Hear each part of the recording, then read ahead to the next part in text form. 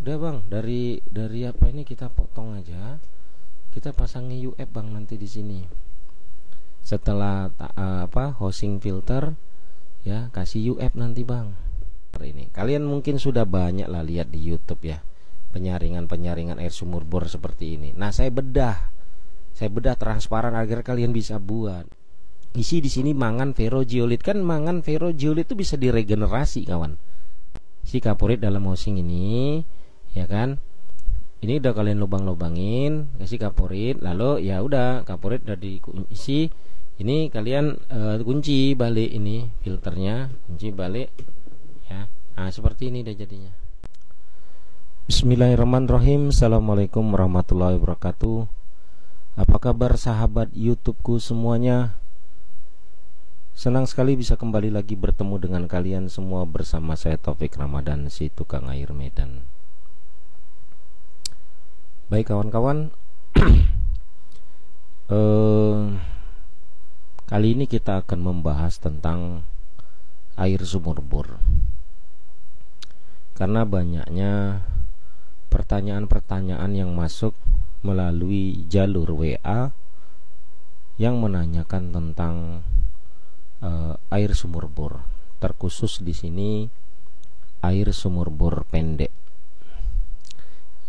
Air sumur bor pendek ini adalah air sumur bor yang lazim kebanyakan dipakai oleh kalangan masyarakat kita yang ekonominya menengah ke bawah, atau mungkin lebih seringnya di ekonomi yang paling bawah. Bahkan termasuk saya juga adalah pengguna air sumur bor pendek. Air sumur bor pendek ini kawan-kawan, hampir kebanyakan 90% punya permasalahan air yang sama, yaitu airnya diambil jernih lalu lama-lama menguning. Kadang-kadang ya cukup butuh waktu 2 jam langsung kuning. Dari jernih itu langsung kuning. Ada yang mungkin sampai 1 hari atau setengah hari baru berubah kuning. Nah, karena kebanyakan masyarakat kita menggunakan air sumur bor pendek ini, ya, daripada air sumur gali atau PDAM, mungkin karena situasi dan kondisi di tempat kediaman mereka itu tidak memungkinkan, hingga akhirnya mereka harus memilih alternatif sumur pendek, air sumur bor pendek. Jadi banyak yang mengeluhkan ini. Penyaringan air, ya, penyaringan air yang biasa digunakan seperti misalnya penyaringan tabung media itu ya ternyata nggak mampu. Kebanyakan sering gagal, ya. Jadi penyaringan tabung media yang biasa, misalnya kita ambil contoh ya,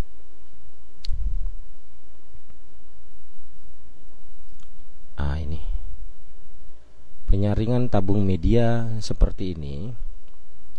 Ini adalah salah satu contoh penyaringan air sumur gali atau sumur bor, bisa juga. Tapi ini saya ambil dari diagram instalasi pengolahan air PDAM. Nah,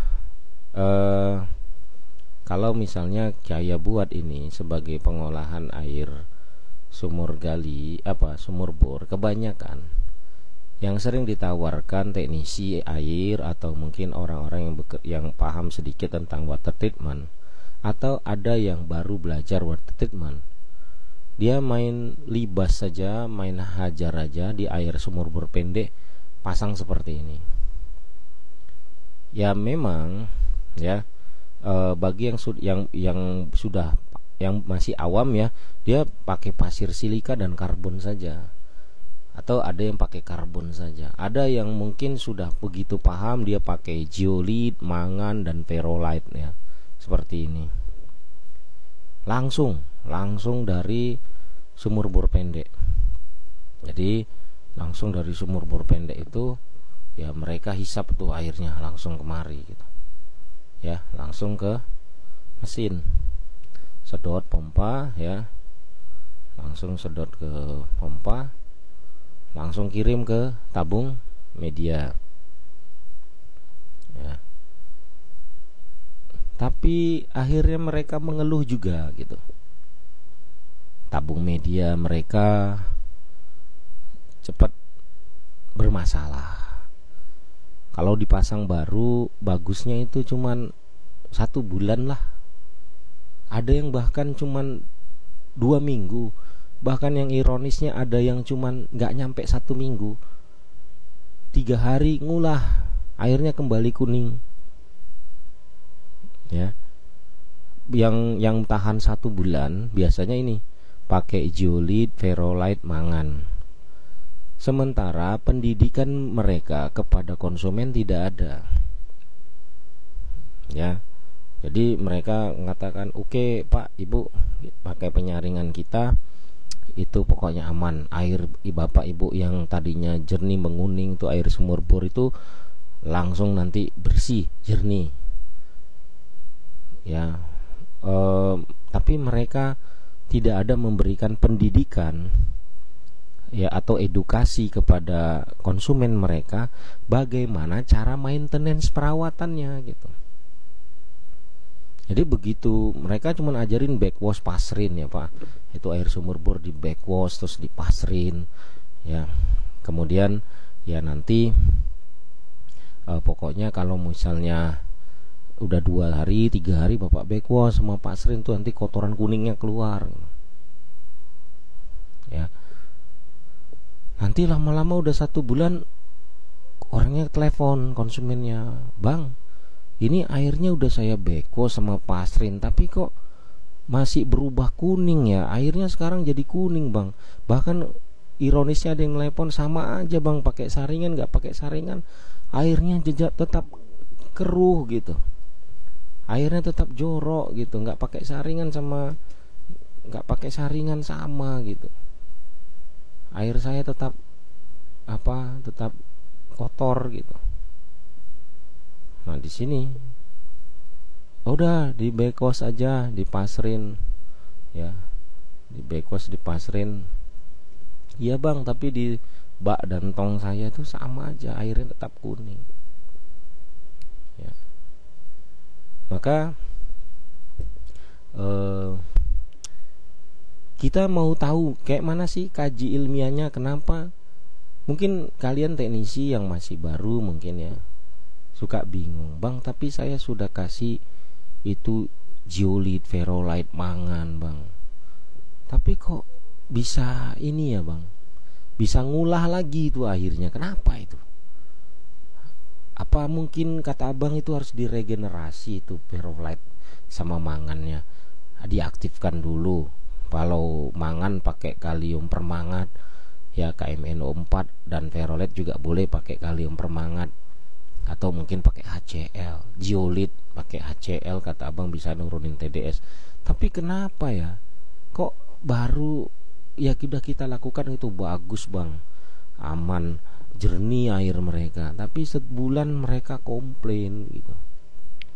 Oke, kita bahas kaji ilmiahnya. Permasalahan yang sering terjadi dari pemasangan tabung media kita atau media saring kita di air sumur bor itu, sebulan jenuh di air sumur bor pendek itu yang jernih lama-lama menguning itu, berminyak itu adalah karena kita menggunakan tabung FRP vakum ini. Ini kan tabung FRP ya. Ini transparannya. Kalian lihat di sini adalah yang kosong, ini adalah ruang gerak airnya ya. Ketika mesin RO pula. Ketika tabung FRP ini dalam keadaan posisi jalan ya, dalam keadaan posisi penyaringan bekerja. Nah, itu kan air nyedot dari sumur ya, terus dihisap sama pompa, masuk kan ke tabung FRP ini. Nah, Air kan jalannya dari atas ya. Kalau proses filter atau penyaringan, air jalan dari atas karena didorong pompa terus masuk meresap ke media saring. Misalnya ini zeolit, ini mangan ya, merah, ini kecoklatan, ini mangan, terus meresap lagi ke ferrolite, terus meresap lagi ke zeolit. Lalu di bawahnya kan ada strainer ya, strainer. Nah, masuk ke strainer itu lalu keluar ke pipa yang di tengah ini kan, pipa distribusi, lalu masuk ke output langsung ya, kalau mau pakai housing filter hingga jatuh ke wadah penampungan ya, ke wadah penampungan. Nah, di sini airnya dari sumur bor tadi, kalau media saringnya ini masih baru ya, media saringnya ini masih baru, itu masih sensitif dan masih responsif. Itu media saringnya semua dalam menangkap semua unsur yang ada di dalam air. Kalau ini dinyalakan terus menerus media saring ini misalnya lebih dari 24 jam atau 3 kali 24 jam, asal dia terus menerus seperti ini air yang dihasilkan ini tetap jernih, tidak berubah, tetap jernih, tidak menguning dan tidak berkarat ya, akan tetap jernih dan tidak berubah warna. Itu terus menerus. Sampai kapan? Sampai ini andainya hidup 24 jam atau 3 kali 24 jam atau 7 kali 24 jam, itu airnya akan tetap jernih, tidak berubah warna. Sampai kapan, Bang? Sampai media saring mangan, pero dan zeolit ini jenuh. Semua butiran media saringnya seperti butiran mangan, butiran fero, butiran zeolit sudah jenuh. Masing-masing setiap butirannya menahan atau mengikat unsur mineral atau unsur logam di dalam air sumur bor pendek ini ketika dia jenuh. Nah, problem yang sering terjadi adalah begini di fenomena yang terjadi di tabung FRP 1054 atau sejenisnya yang model vakum ini. Problem yang sering terjadi adalah ketika tabung FRP ini tidak digunakan, maka air yang belum dikeluarkan, artinya air dari sumur bor itu yang disimpan di dalam tabung FRP ini akan merendam media saring tersebut. Ya, kajian ilmiahnya kenapa tabung FRP-nya baru pakai sebentar aja kok langsung terkontaminasi hingga akhirnya air yang keluar ke pengisian ke distribusi berubah ya, menjadi kuning lagi. Karena air yang belum terolah, air yang tersimpan dalam tabung FRP ini mengoksidasi atau mengikat semua kandungannya ke dalam setiap pori-pori setiap dari butiran media saring dan meresap ke dalam pori-porinya. Hingga di sini di tabung ini mengoksidasilah air itu. Di tabung ini kawan-kawan, ini enggak sepenuhnya full air kawan-kawan. Tetap ada udara yang masuk di sini, masih bersisa. Udara itu sudah cukup mengoksidasi air itu hingga akhirnya berubah warna di tabung ini. Enggak percaya? Yuk, siapa yang pernah bongkar tabung FRP 1054 atau yang setipe ini 1354 atau yang setipe ini yang ngolah air sumur bor pendek, yang isi medianya itu tidak kuning kalau dibongkar? Kok bisa kuning dia? Kuning seperti ya tanah liat gitu, kuning semua, menguning gitu, kayak macam mana air sumur bor yang berubah warna kuning gitu. Karbonnya, pasirnya, ya ferolite-nya, mangannya itu berubah menjadi kuning kecoklatan. Seperti ini ya warnanya, kuning seperti ini. Padahal kan air sumur bornya jernih gitu. Ya diambil dari sumur bor ini jernih bening. Harusnya di sini kan tidak berubah. Yang ada dalam pikiran kita, teknisi masih awam tuh, ya kan yang disaringnya berarti unsur di dalam air yang tak nampak itu. Ya kan begitu. Justru ketika kita menyaring air sumur bor yang jernih, bening, tapi berbau karat itu, kita sebenarnya di media saring yang baru itu, dia itu mengikat unsur logam yang ada di dalam air sumur bor yang belum teroksidasi karena media saringnya masih baru. Nah, ketika kita pakai air berapa banyak lah di sini, kita misalnya pakai 1 ton, 2 ton, habis itu dia penuh tangki baku kita, ya dia matiin pompa ini, ya kemudian ya air tersimpan di dalam tabung FRP ini hingga akhirnya jenuh. Karena apa? Air sumur bornya mengikat, merendam semua media saring yang ada di dalam tabung FRP ini, dan kemudian beroksidasi itu air, hingga endapan dari hasil oksidasi tadi berkumpullah di dalam permukaan atas tabung FRP ini. Yang meresap gitu, berkumpul. Bayangin ketika Anda matikan, misalnya mesin ini tidak menyala karena mungkin ini tangki itu ada misalnya sekitar 1000 liter atau 2000 liter, maka ada jeda waktu, ini pompa baru nyala misalnya 5 jam atau 6 jam. Sementara ini ada air, kalikan setiap harinya. Itu ketika tiba-tiba hidup pompanya, ini sudah coklat, ini menguning airnya karena teroksidasi di sini. Didorong air, maka meresap dia dari semua pori-pori, maka tersalinglah semua sedimentasi hasil proses oksidasi yang ada di dalam tabung ini. Yang kuning air itu tadi ya keluar jernih, tapi kuningannya ngumpul di sini semua. Hingga akhirnya ya lambat laun, sehari 2 hari jenuh. Ketika di backwash, keluar dia kuning pertama, habis itu diam, bersih lagi ya, jernih lagi. Tapi kok jenuh ya? Udah kita backwash bang, di sini di tangki ini masih kuning. Inilah kelemahan dari sistem penyaringan tabung FRP yang mengolah langsung air sumur bor. Kita nggak mau metode kayak gini. Ya kalau mau langgeng nggak bisa metode ini dipakai. Walaupun kita sudah buat antisipasi.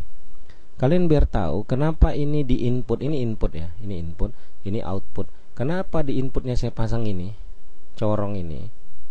Nah, ini gunanya untuk memasukkan cairan kalium permangat atau cairan HCl ya, sebagai pembersih atau mengaktifkan kembali ini ferolite sama mangan atau zeolit. Saya buat seperti ini untuk penyaringan langsung dari sumur bor yang memang dia nggak ada tempat lagi untuk diletakkan tangki-tangki, tempatnya sempit, sementara harus dipasang. Bagaimanapun ya namanya saya seorang teknisi harus memberikan solusi. Ya, kalau misalnya saya maksain ngotot harus pakai tangki oksidasi dulu, ya nggak bisa karena tempatnya memang nggak ada gitu. Tempatnya nggak ada. Nah makanya terpaksa saya buat seperti ini ya. Terpaksa saya harus buat seperti ini. Nah ini nggak mampu.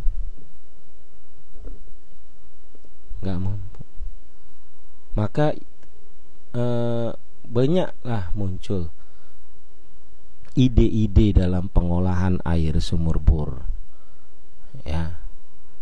Ide-ide dalam pengolahan air sumur bor, termasuk salah satunya dengan menampung dulu air baku atau air sumur bor tadi sebelum diolah. Sebentar ya. Oke, bentar. Oke, kita ambil ini. Ini salah satu contoh.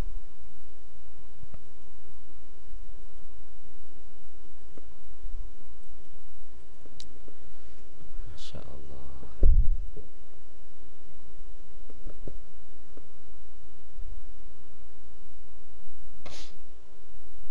Oke. Ini adalah bentuk dari diagram pengolahan air sumur bor. Tapi kita ambil intinya saja, yang sederhana adalah begini. Misalnya ini air sumur bor disimpan dulu di dalam tangki ini. Kenapa harus disimpan di dalam tangki? Karena saya mau airnya mengoksidasi dulu di tangki ini.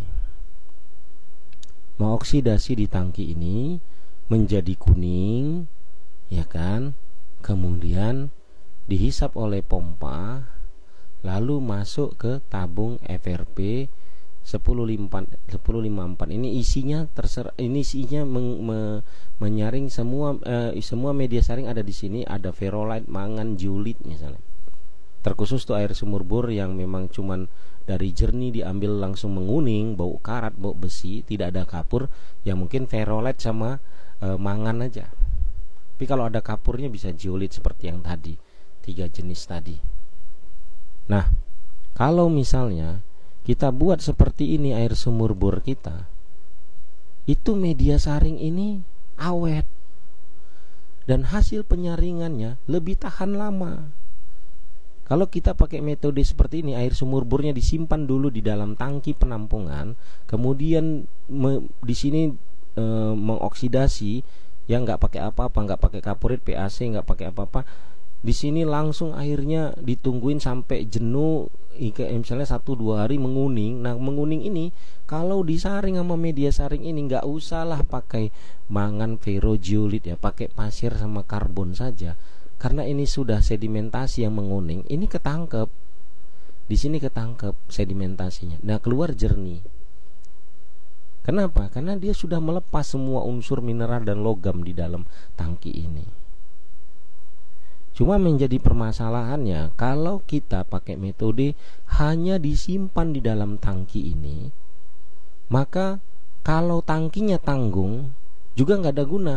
Loh, kok gitu bang? Oke, sekarang begini. Pemakaian air kalian dalam satu hari misalnya itu 3 ton.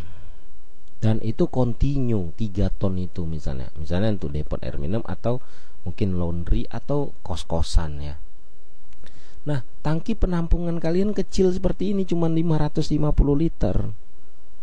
Nah, ketika air diisi di tangki 550 liter itu, ya, kemudian besoknya baru kalian gunakan, besok nih ya ceritanya ya, itu air ini akan menguning. Artinya melepas semua unsurnya kan. Nah, kalau air ini kalian tarik ya, pakai tabung FRP 1054 ini kuningnya ketangkep di sini. Akhirnya keluar jernih. Coba bayangin kalian butuh ini misalnya 1 ton aja.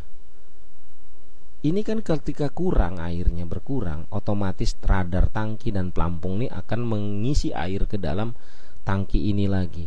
Cuma airnya belum sempat teroksidasi kan. Benar nggak kawan-kawan? Airnya belum sempat teroksidasi. Nah, ketika itu langsunglah pasti disedot sama pompa, air yang endapan tadi habis, yang bekas endapan oksidasi habis, masuk air baru. Nah, masuknya air baru ini sama kejadiannya seperti yang rangkaian pertama tadi di awal. Akhirnya ketikalah sudah penuh lah ini di output ini 1 ton air yang dibutuhkan, Ini air yang belum sempat teroksidasi, ketika sudah mati mesinnya, dia akan melepas di sini di tabung FRP ini lagi. Benar nggak secara ilmiah dan logikanya? Ya akhirnya kena lagi nih tabungnya. Mungkin durasinya lebih lama daripada hanya pakai satu tabung ini aja, seperti tadi langsung dari sumur bor, pompa, tabung FRP. Misalnya yang tadi itu 1 bulan, ini mungkin 2 bulan baru mulai ada keluhan. Airnya sama bang, keruh juga. Nah, banyak yang mengambil langkah kalau seperti itu kan, dia langsung ya udah kita pasang tabung satu lagi, ya pasang tabung satu lagi, atau kita pasang ini ya kan masih kuning ya bang, iya kumat kuning lagi, ya udah bang dari sini nanti kita pasangi UF.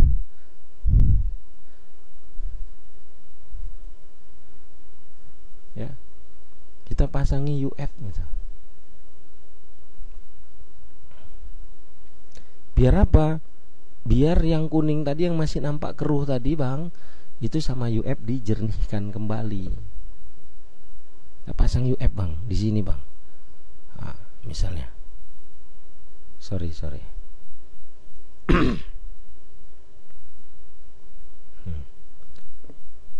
Ini contoh nih, ya.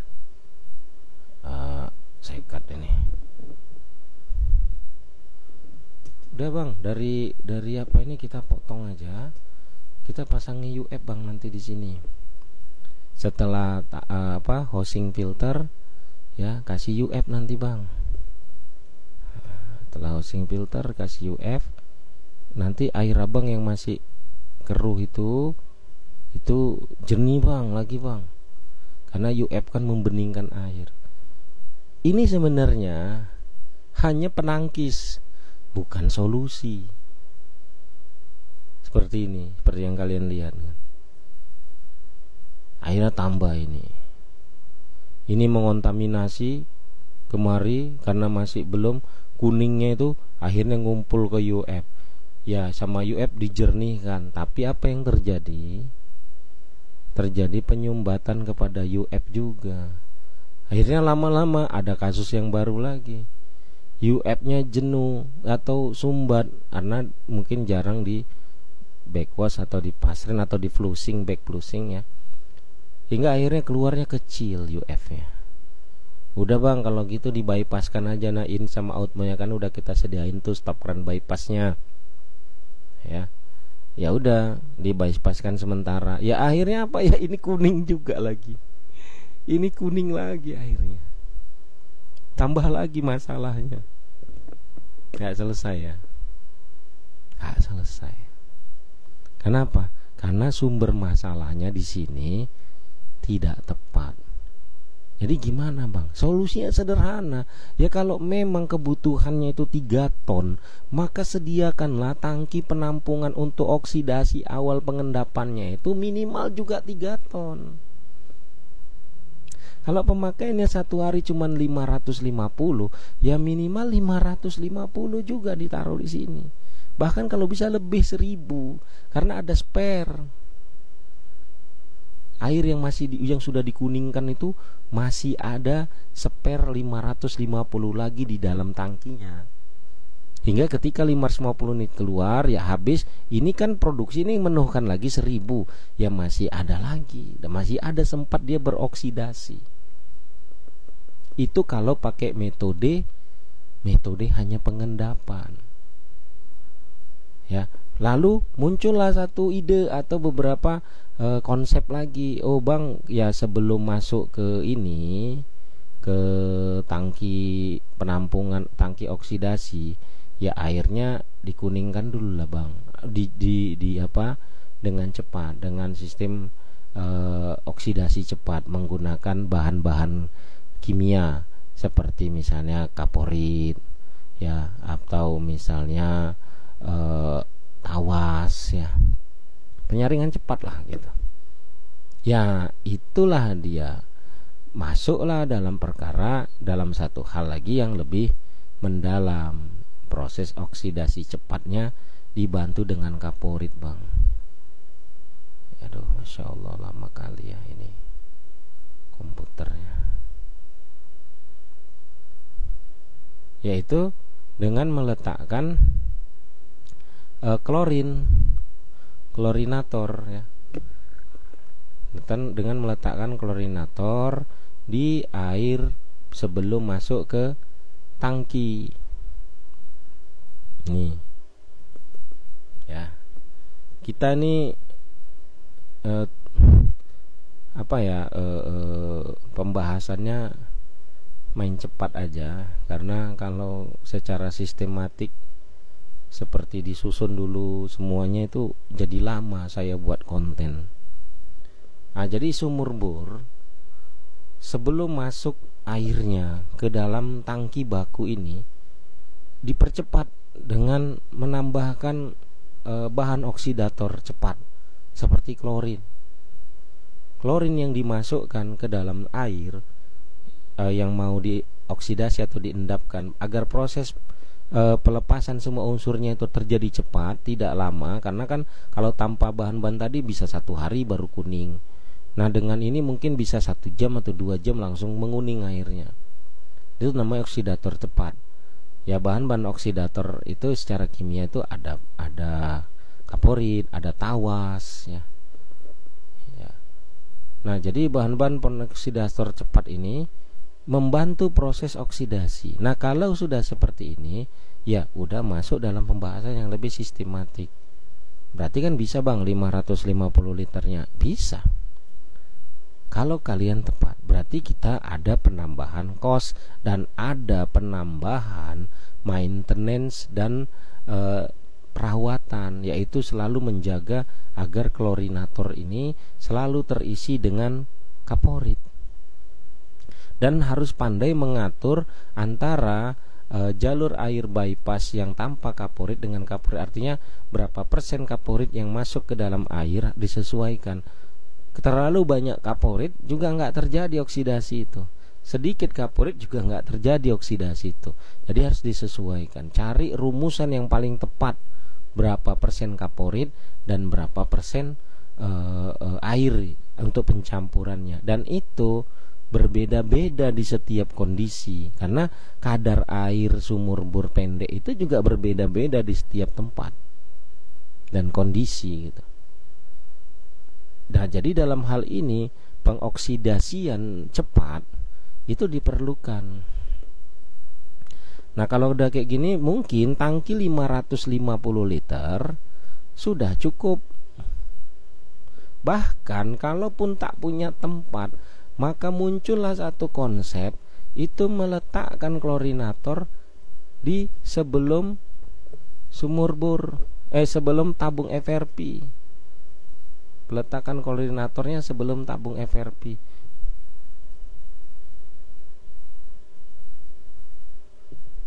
Ya.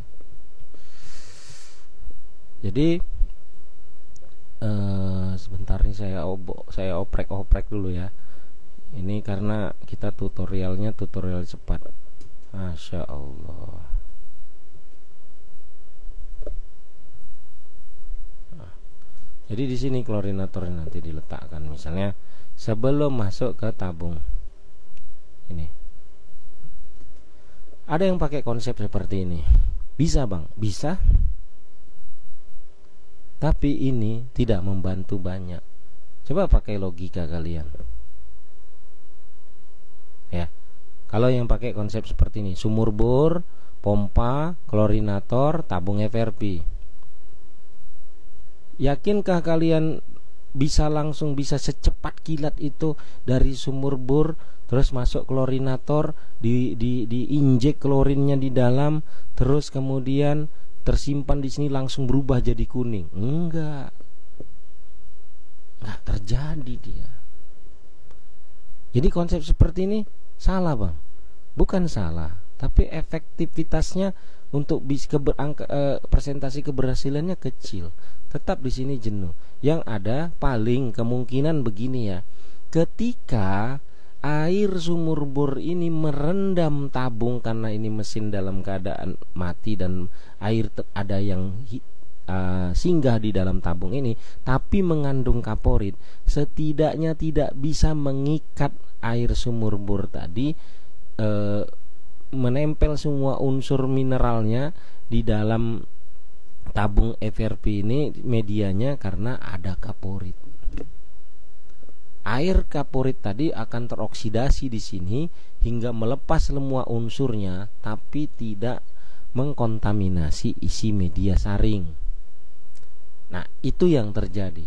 Tapi tetap ketika dia nanti dipakai ini airnya secara langsung, airnya belum sempat teroksidasi, kawan. Jadi pemasangan yang tepat itu ya adalah pemasangan yang tepat itu ya tetap yang paling efektif ya adalah pemasangan dengan tabung tangki oksidasi dulu, tangki pengendapan dulu. Nah, atas konsep inilah akhirnya muncul di lapangan ya,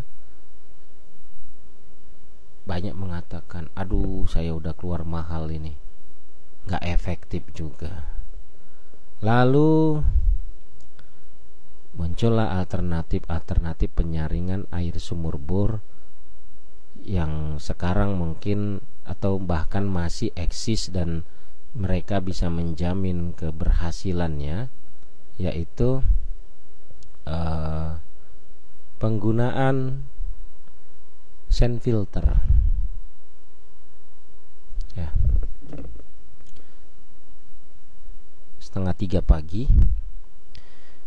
fokus saya sudah mulai sedikit berkurang, padahal saya sudah tidur malam lebih cepat, bangun aktivitas, coba buat konten. Oke, kembali fokus kepada topik pembahasan. Muncullah satu ide, membuat sand filter. Apa itu sand filter? Sand filter itu penyaringan pasir ya. Penyaringan pasir sebenarnya konsepnya slow filter, sebenarnya penyaringan lambat. Kalian lihat di sini. Inilah yang banyak mungkin di kalangan masyarakat awam yang terbatas anggaran keuangannya dan dia hanya punya air sumur bor pendek, tidak ada bisa memasukkan alternatif PDAM sumur gali karena tempatnya tidak ada, maka ini menjadi solusi bagi mereka. Apa ini bang? Sand filter. Sand filter ini gimana cara kerjanya bang? Ya mungkin kalian sudah banyak lihat di postingan-postingan saya tentang sand filter ya, seperti ini ya, sand filter contoh inilah satu ya. Atau enggak usah, ini aja.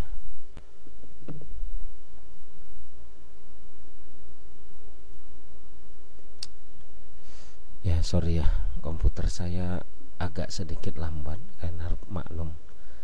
Ya bagi kawan-kawan yang bergabung, selamat datang. Jangan lupa like, subscribe yang lagi baru bergabung. Kemudian yang sudah menjadi anggota dari channel saya ya, selamat datang. Jangan lupa like, komen, dan subscribe. Bagi kalian yang bermanfaat video ini, jangan lupa like, share ya, share kepada kawan-kawan kalian. Nah, Masya Allah. Oke, apa perbedaannya dua tipe ini ya? Oke, kita bahas dulu. Ini kita geser dulu biar nggak begitu mengganggu fokus. Oke, kita bahas ini sand filter. Kalian lihat di sini. Ini adalah tabung bekas chemical, tong biru ya, bekas chemical.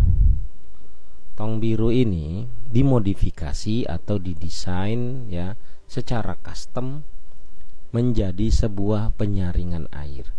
Ini saya buat transparan kepada kalian agar kalian bisa lihat bagaimana isinya dan konsep kerjanya. Ya.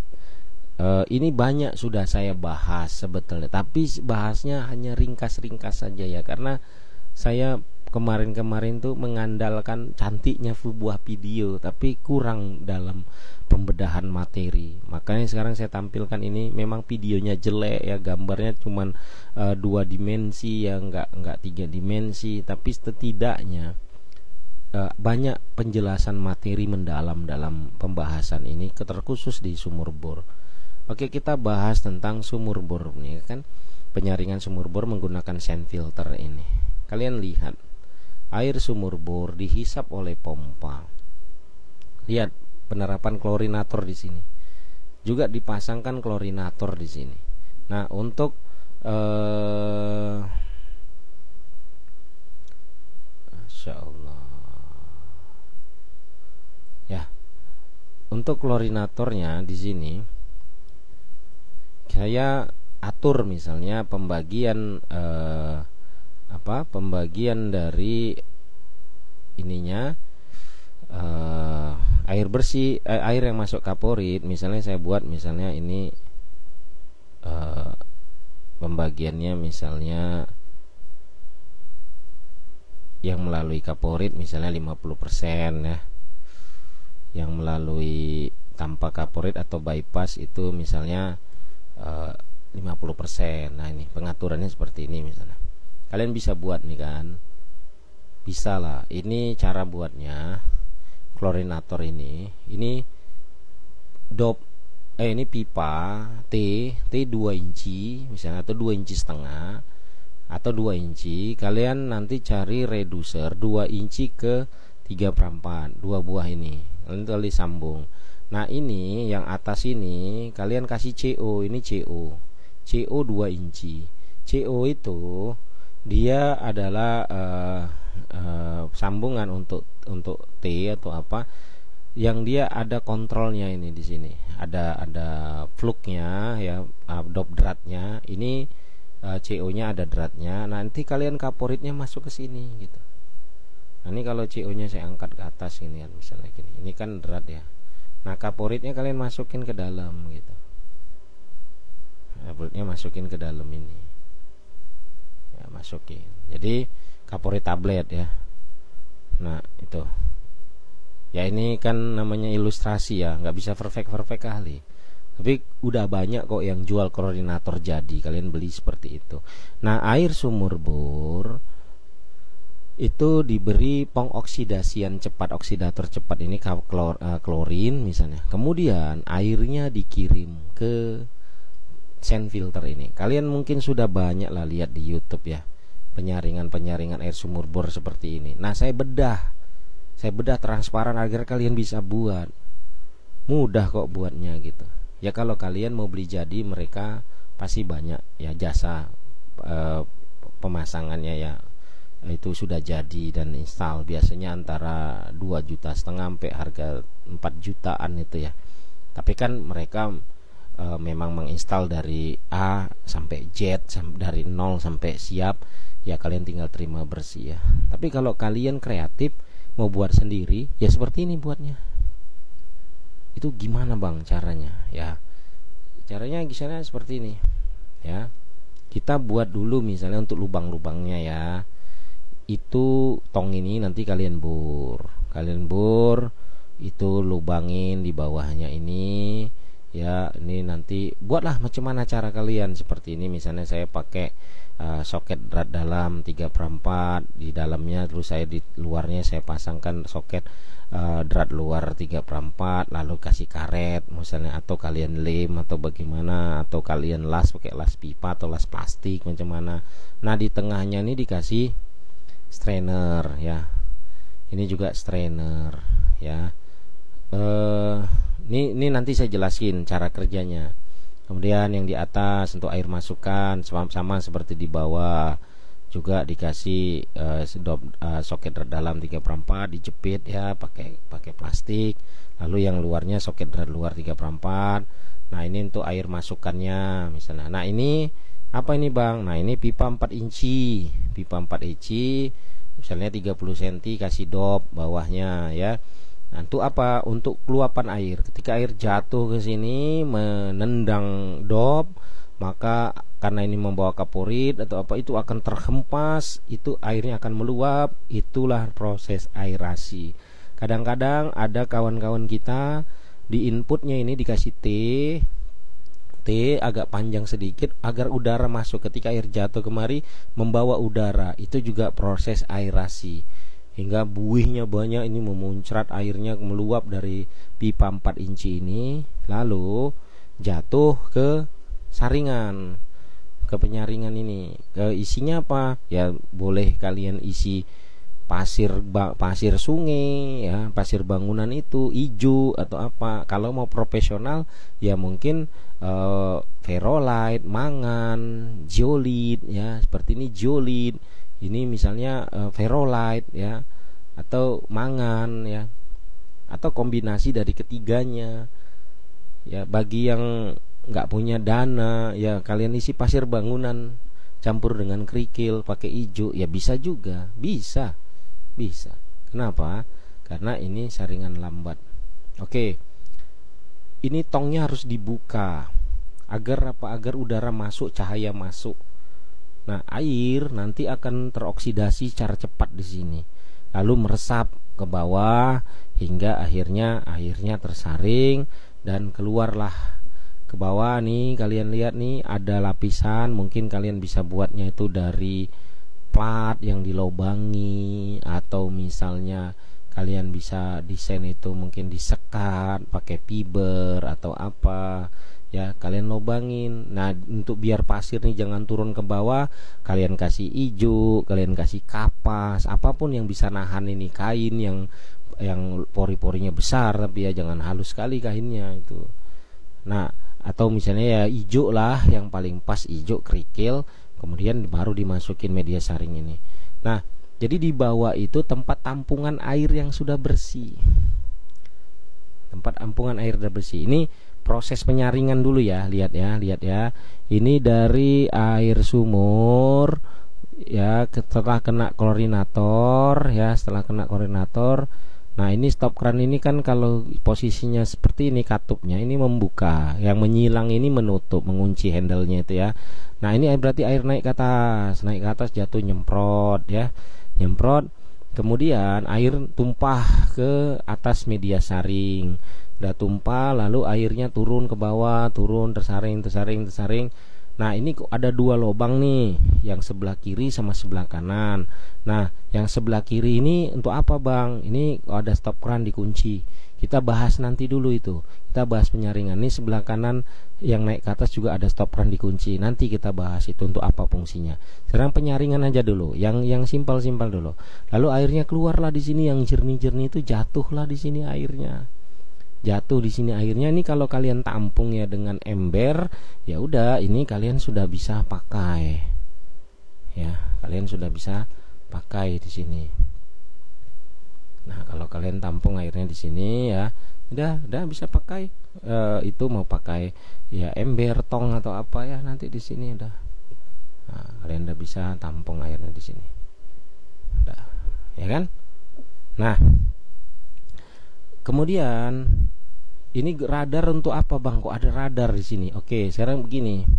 Ketika air kalian mengisi sampai level tertentu, agar airnya tidak meluap dan pompa bisa mati, karena pasti satu saat ini media saring akan jenuh dan padat sekali, ya akan padat. Nah, lama air kan jatuhnya ini kan slow filter ya, air lambat berdasarkan gravitasi.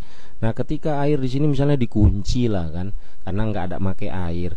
Nah, ini air akan mengisi sampai level bola pelampungnya naik, maka switch ini dihubungkan dengan kelistrikan dari pompa.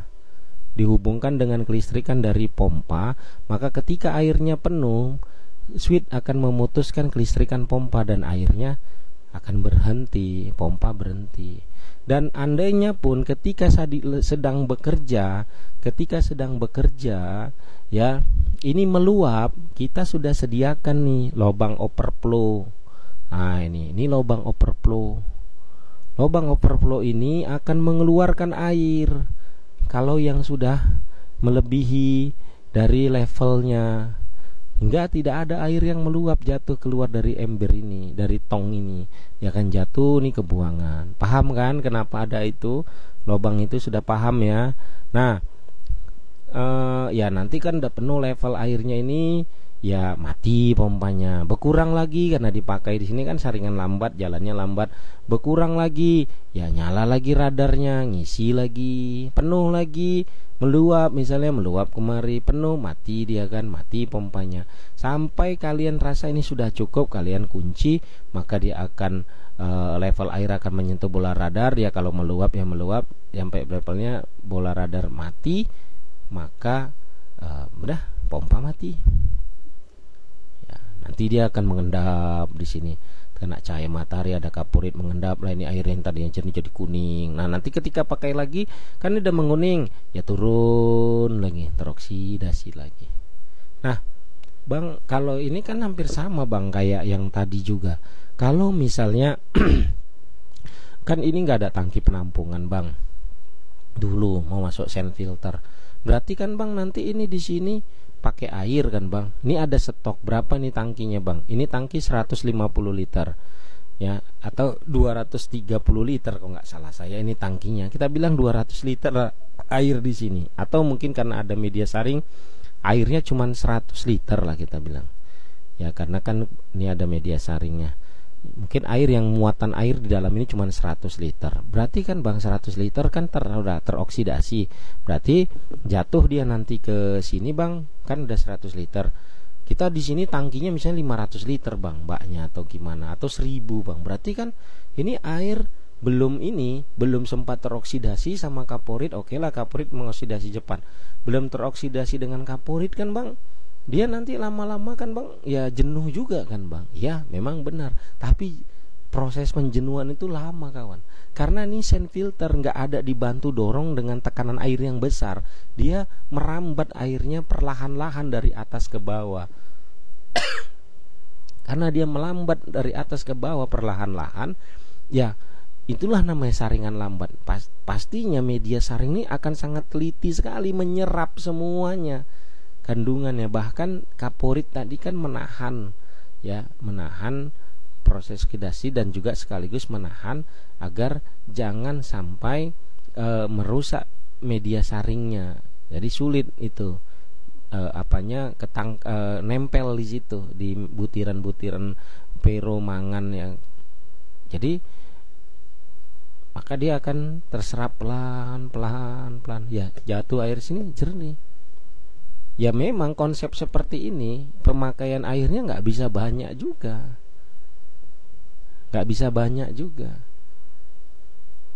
Nah kebanyakan ya kalau memang orang-orang awam ya kemampuan ekonominya terbatas, dia kan makai airnya juga nggak banyak, paling cuma 200 liter atau 100 liter sudah cukup.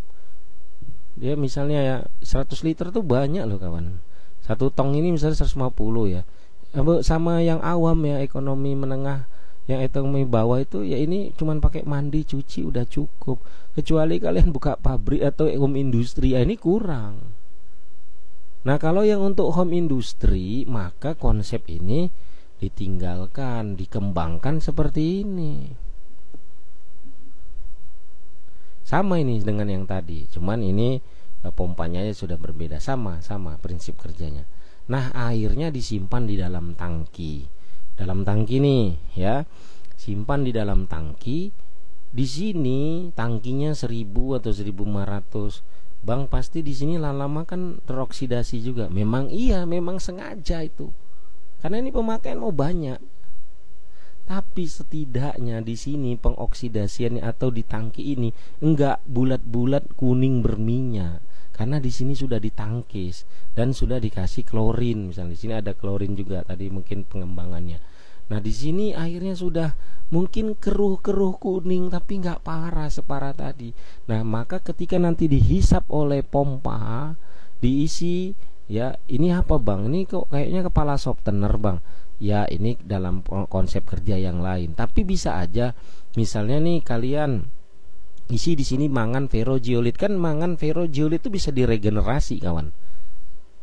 ya, mangan dengan kalium permangat atau KMNO4.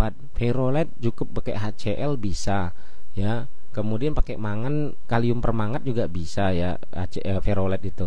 Ya, zeolit pakai soda api. Zeolit pakai HCl bisa, pakai hidrogen peroksida H2O2 bisa.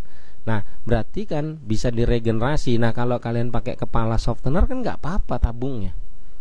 Bahkan lebih mudah kan. Nanti kalian sediakan ember.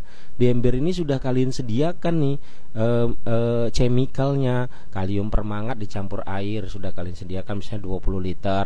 Yaudah, nanti regenerasi waktu ketika udah backwash langsung di brand slow refill, kesedot tuh obat chemicalnya, ya udah meregenerasi. Kalau misalnya ini kalian isi HCl, ya udah sekalian dia meregenerasi. Ada ferolit, zeolit, misalnya tabung nih, misalnya contoh tabung nih mangan aja kalium permangat, misalnya ferolit aja bisa HCl, bisa hidrogen peroksida atau NaOH, karena 3 jenis chemical tadi bisa mengupas lapisan dari media saring yang terliputi atau terselimuti oleh sedimentasi akibat proses ini tadi, proses oksidasi air dari sumur bor yang menempel di media saring, butiran-butiran media saringnya. Kan nggak apa-apa. Mau pakai resin kation juga di sini, mungkin untuk menghilangkan kapur atau kesadahan atau menurunkan TDS, ya nggak masalah kan. Artinya water treatment yang setelah dari tangki baku penampungan ini hanya finishing akhir. Mau kalian letakkan apa sini suka arti kalian, tergantung situasi kondisi. Makanya penyaringan penyaringan air sumur bor atau penyaringan air itu kompleks, dan dia variatif, tidak bisa ditebak harus pakai ini baru berhasil. Ya, tidak mesti harus pakai itu baru berhasil kan gitu. Nah, jadi itu kan saya bilang tadi, ini hanya konsep. Nah, mungkin kalian sudah lihat sebagian video saya yang mengolah air sumur bor ya, menggunakan sand filter dan tabung media, ada klorinator juga. Nih coba kita buka lagi. Jadi saya mendesain atau memberikan solusi dari water treatment yang itu disesuaikan dengan kondisinya. Contoh ini diagram WTP air sumur bor pendek menggunakan metode klorinator, sand filter dan FRP 1054. Media saringnya ferolit, mangan, zeolit dan karbon aktif misalnya. Nah, kan lihat di sini. Di sini malah nggak ada tangki kan? Karena memang nggak ada tempatnya dia. Jadi metode penyaringan air sumur bor itu variatif, nggak ada yang sama semua. Jadi nggak bisa kalian bilang, oh di tempat saya pakai ini berhasil, cukup pakai tabung aja udah berhasil. Iya, mungkin air sumur bor kamu nggak parah. Loh, di tempat dia kok ada tangki, di tempat saya nggak ada tangki. Ya karena di tempat kamu nggak muat mau diletakkan tangki oksidasi misalnya. Kalau muat nggak mau tapi nggak ada, berarti teknisinya aja mungkin malas atau proyeknya anggarannya nggak nyampe gitu. Nah seperti ini misalnya, dia minta desain sama saya, buatkan bang satu diagram instalasi tempat saya. Ya saya tengok tempatnya nggak muat narokkan tangki. Ya udah langsung dari sand filter sedot pompa lagi, masukkan tabung. Jadi sand filter ini sekaligus mengolah air, ya mengoksidasi, menyaring, mengurangi sedikit beban dari air sumur bor, dan di finishing akhir dengan tabung media nih. Ya awet juga. Karena apa? Karena sumur bornya nggak parah. Air sumur bornya jernih menguning, tapi nunggu 1 hari baru kuning, bukan 2 jam kuning. Kalau 2 jam kuning saya nggak berani kayak gini, tetap harus pakai tangki oksidasi seperti ini, disimpan dulu. Nggak berani saya kalau 2 jam aja langsung kuning, saya nggak berani. 2 jam aja langsung berminyak atasnya itu seperti ada kerak-kerak itu saya nggak berani. Itu nggak berani pakai konsep ini, nggak berani. Tapi dia bilang 1 hari bang baru menguning, ya pakai ini boleh. Kan beda kan jadinya kan prinsip kerjanya. Pakai ini boleh, saya berani sedot ya kan. Nah, kemudian saya kirim ke sini. Di sini kan nggak berat, ya ada pasir, nggak ada pasir di sini. Jangan gunakan pasir di di air sumur bor, nggak ada gunanya. Langsung aja pakai ferrolite, mangan, zeolit atau karbon aktif pencampuran dari 4 media itu serang. Ya misalnya nggak muat ini semua, kalau satu sak ya dibagi setengah sak, seperempat sak. Tapi di air sumur bor yang paling harus kalian banyak kan tuh ferrolite dan mangan. Jadi pahami airnya. Kalau misalnya airnya kuning berminyak ya cepat menguningnya. Ya, cepat menguningnya itu yaitu banyakin mangan misalnya. Dia bekarat, karat juga bikin kuning, mungkin banyakin ferrolite. Kalau saya biasanya ya ferrolite-nya misalnya 1 sak, mangannya setengah sak. Zeolitnya mungkin seperempat sak, bahkan nggak pakai zeolit. Ini mangan sama ferrolite itu digabung 1 sak tabung FRP 1054 cukup. Masih ada sisa rongga 30 atau 40 cm. Tapi kalau dimasukin 1 sak ada zeolit karbon nggak cukup. Ini kalian kombinasi aja semuanya. Nah, prinsip kerjanya kan berbeda kan. Nah, ada lagi ya, saya hapus ini dulu biar bebannya nggak berat lagi, karena ini pemahaman konsep materi ya. Ada lagi yang seperti ini, pengolahan sumur bornya. Sebentar. Nah, ini lihat di sini, ini namanya double sand filter atau penyaringan sand filter sistem seri. Nah, konsep ini dipakai juga, saya pernah pakai juga konsep ini untuk ngolah air sumur bor yang parah, kuning berminyak ya, parah ya. Tapi dia mau instan, cepat gitu. Tempat juga nggak ada untuk tangki-tangki. Dan pemakaian nggak banyak. Nah, ini pemakaian nggak banyak, hanya rumah tangga. Cuman memang bang, daripada saya masukkan tangki lagi dulu terus tabung, cuman bang kalau 1 sand filter lagi kita pasang ya boleh. Nah, ini kalau kalian mau lihat isi dari sand filternya ya, tadi kan yang transparan. Nah, ini itu kalian lihat tuh, saya selalu menyediakan pembatas antara media saring dan air. Oke, kalian nanti boleh pause ini videonya. Nah, kalian buat sendiri ya, gampang kok buatnya ya. Kalau kalian seputaran Medan, Tembung sekitarnya masih Medan ya, kalau cuman seperti ini nggak bisa buat terus minta saya buatkan, bisa saya buatkan ini. Tapi sama saya 500.000 nih satu buah ya, dengan pemipaannya ini 500.000, lain radar ya. Makanya kalian buat sendiri biar lebih murah. Nah, lihat ini konsepnya kan, paham mungkin ya.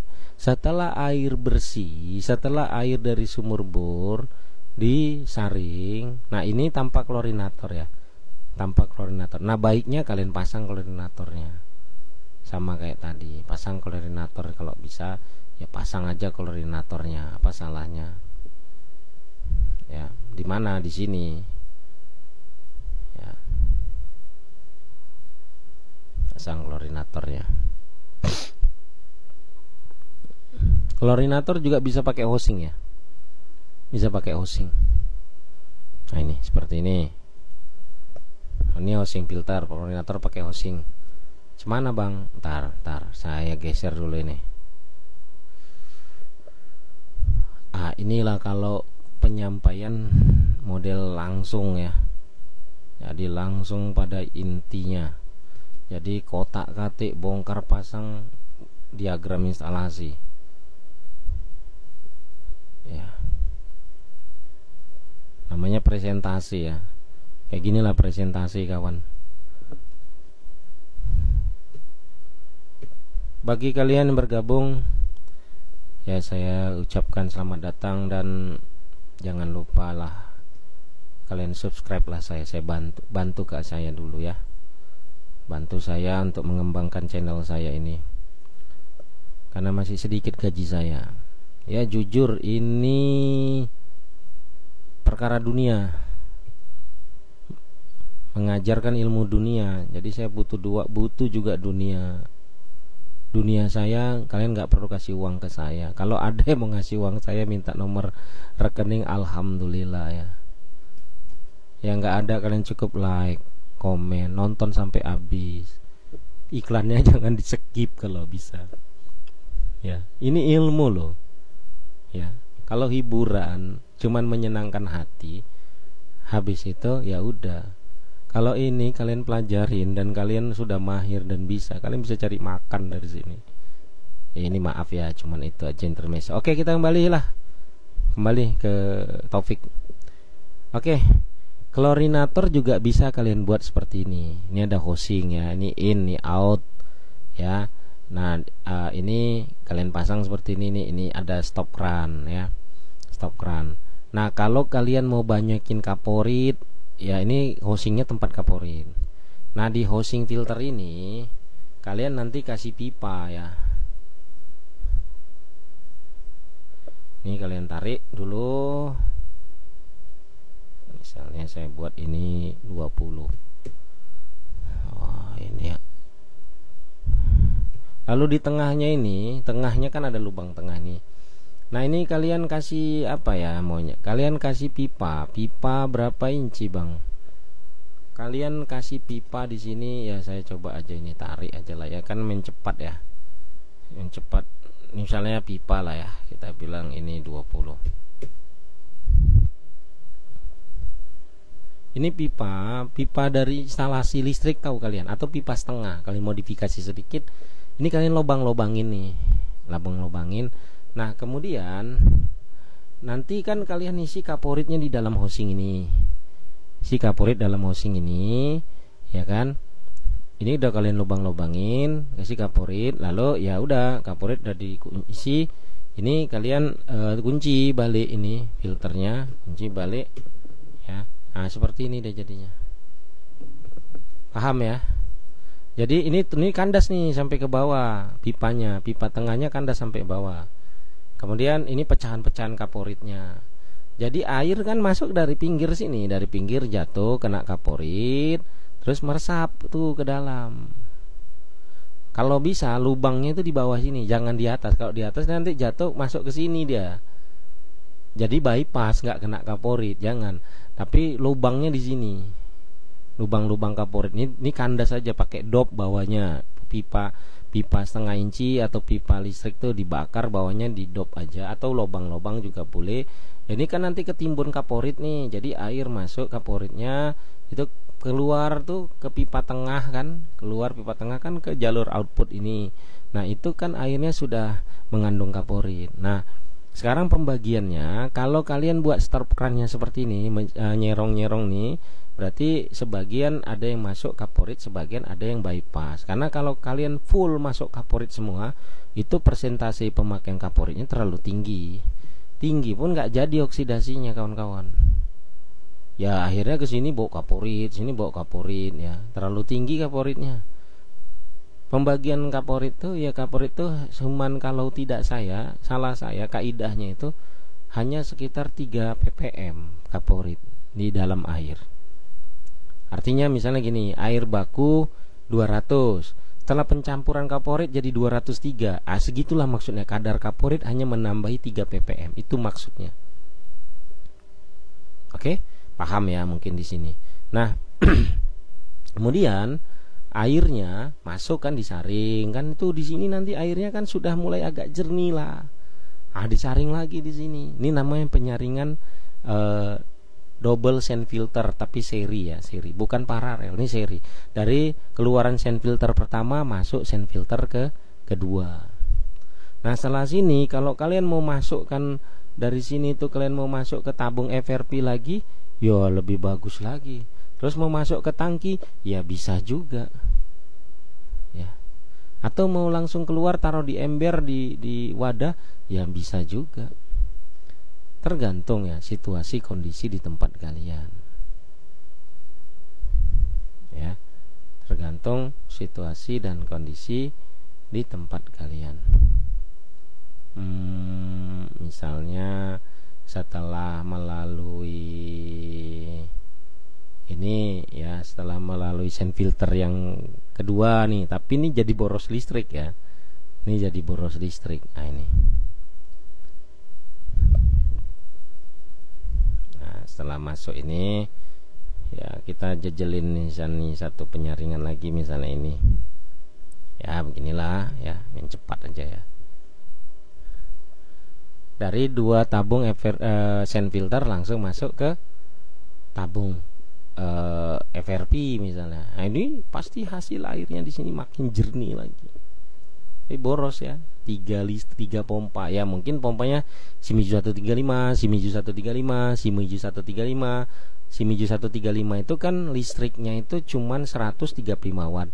3 buah berarti nggak nyampe 500. Ini pompa ini 500 watt. Makanya jangan pakai pompa ini. Ini kan hanya contoh sampel saya aja. Kalian jangan ikutin pompanya ini. Ya kalau cuman tong-tong ini yang mau diisi ya 135 aja pasang. Jangan pakai Sanju S60 atau S80, kecuali ini sumur bor dalam. Sumur bor pendeknya bukan sumur pendek, sumur dalam 30 atau 60.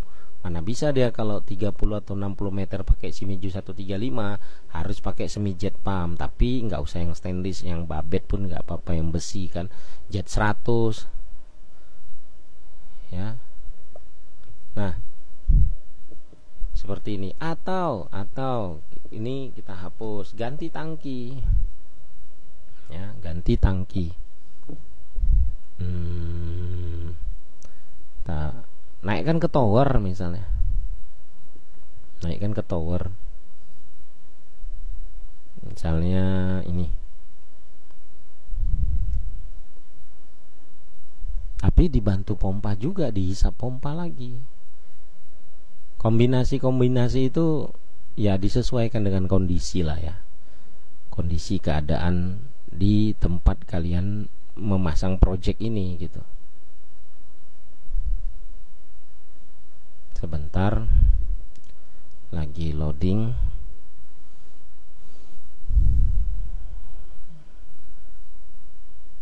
Oke, misalnya ini. Nah ini project punya salah satu sponsor saya, itu Astro Water Solution.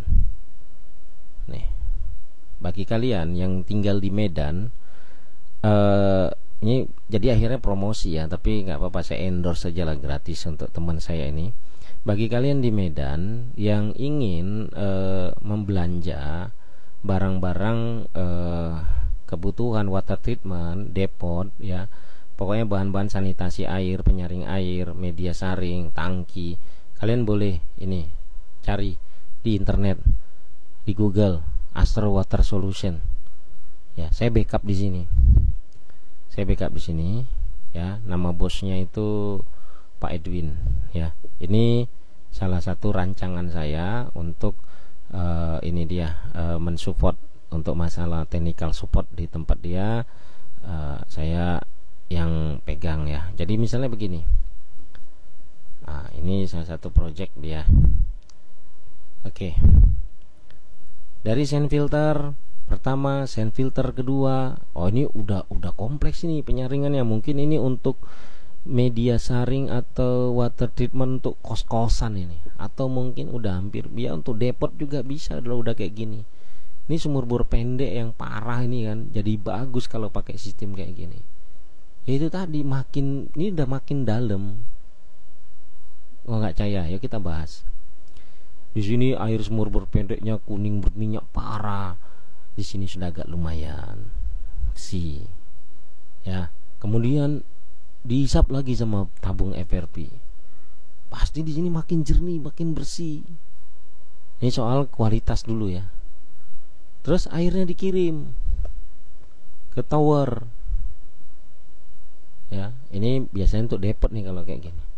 Karena kalau kos-kosan dia gravitasi, ini mau dibagi. Tapi nggak apa-apa, ini naikkan tabungnya ini ke atas bisa juga. Nah, keluaran dari tower ini di stok airnya. Yang udah jernih tadi, kuning berminyak. Tapi mungkin saja masih keruh, belum jernih kali. Tapi setidaknya udah nggak parah, nggak kuning berminyak lagi. Nah lihat, turun kemari, dihisap sama pompa lagi, masuk lagi satu tabung FRP 1054, isinya pasir karbon saja atau karbon semua. Ini pasti keluar sini udah sangat jernih sekali kan. Nah, jadi kawan-kawanku yang bertanya kepada saya mengenai penyaringan air sumur bor, saya sulit sekali memberikan solusi yang tepat kepada kalian kalau data-data yang kalian berikan kepada saya itu kurang. Data-data apa bang? Ya kalian cuma, bang saya punya sumur bor, diambil jernih, lama-lama menguning. Menguningnya sampai berapa lama kalian gak jelaskan kepada saya. TDS airnya seperti apa kalian tidak jelaskan. Foto bentuk fisik air yang menguning tidak kalian kasih tahu. Akhirnya saya menebak-nebak. Makanya kalau memberikan pertanyaan kepada saya itu harus komplit. Ini bang airnya. Akhirnya saya kasih panduan, coba dimasak. Oh ini bang hasil setelah dimasak. Namanya jauh. Kalau kalian Medan sekitarnya, datang ke rumah saya, sungkeman, bawa airnya jeritakan, ya saya bisa kasih solusi yang tepat. Nggak mesti saya yang ngerjain, karena belum tentu saya juga bisa ngerjainnya. Jadi nggak sama ya semua. Nah yang ada di postingan-postingan YouTube saya yang kemarin-kemarin itu, kok beda-beda sih bang pengolahan sumur bornya. Karena itu hasil dari solusi-solusi dari tempat yang berbeda pula, dan kondisi air yang berbeda pula, walaupun sama-sama sumur bor pendek. Ada sumur bor pendek 2 meter, cuman 2 batang pipa, tapi airnya jernih, tidak menguning. Tapi di tempat daerah-daerah yang tertentu kan, kalau di Medan ya, di Siantar, daerah Siantar itu, daerah Perapat itu, sumur bor pendek 2 batang pipa itu jernih-jernih airnya. Orang dia danau kan, dekat danau. Di Siantar itu lagi kan, Siantar tuh kota yang sejuk ya. Ya airnya rata-rata bagus. 2 batang pipa sumur bor pendeknya jernih. Tapi jangan di Medan, Tebing, Binjai. Oh 2 batang pipa ya kayak air sirup Kurnia, kuning. Sorry, kayak cappuccino, kuning, berminyak. Nah metode penyaringannya adalah seperti ini. Oke kawan-kawan, inilah sepintas tentang sumur bor dan sand filter. Kan tadi saya memadukan nih kawan-kawan, pertanyaan dari 2 minggu ini kayaknya cuman air sumur bor aja. Sand filter, mengupas sand filter dong bang, buka sand filter itu dibedah. Ya udah, nih saya udah, tugasnya saya lakukan. Sekarang tinggal kalian yang nuntut saya ini apa konsekuensi, apa namanya ya istilahnya, apalah imbalan kalian sama saya gitulah. Saya enggak minta itu. Cukup kalian apresiasi saja video saya, kalian like, tonton sampai habis, kalian share pada kawan-kawan kalian jika ini bermanfaat. Itu saja sudah cukup bagi saya. Jadi mungkin itu saja, sudah jam 3:30 subuh, hampir 1 jam berarti saya memposting ini. Mudah-mudahan saja bisa banyak memberikan manfaat kepada kita semua. Bagi kawan-kawan yang sudah like, komen, share, dan bagi kawan-kawan yang penasaran telah memasukkan komentar-komentar dan pertanyaannya di kolom komentar, saya ucapkan banyak terima kasih. Semoga apa yang saya sampaikan ini menjadi pintu-pintu amal jariah bagi saya kelak, dan bagi kalian yang menerimanya, mudah-mudahan ini menjadi bermanfaat bagi kalian, membuka inspirasi kalian atau menambah wawasan kalian tentang keilmuan air. Ya, saya juga masih banyak belajar. Saya bukan seorang yang ahli di bidang air. Saya juga sama seperti kalian, sama-sama masih belajar. Mungkin yang nonton ini sudah ada yang master, sudah ada yang legend, sudah ada yang menjadi seorang maestro dalam penyaringan air. Ya, maklumilah segala kekurangan saya dan kesalahan-kesalahan saya, karena saya juga manusia, tempat banyaknya salah dan kejahilan dan kebodohan. Jadi begitu saja, mungkin saya undur diri. Terima kasih banyak. Jazakallahu khairan, barakallahu fiik. Saya Taufik Ramadan, si tukang air Medan, berpamit mundur. Assalamualaikum warahmatullahi wabarakatuh.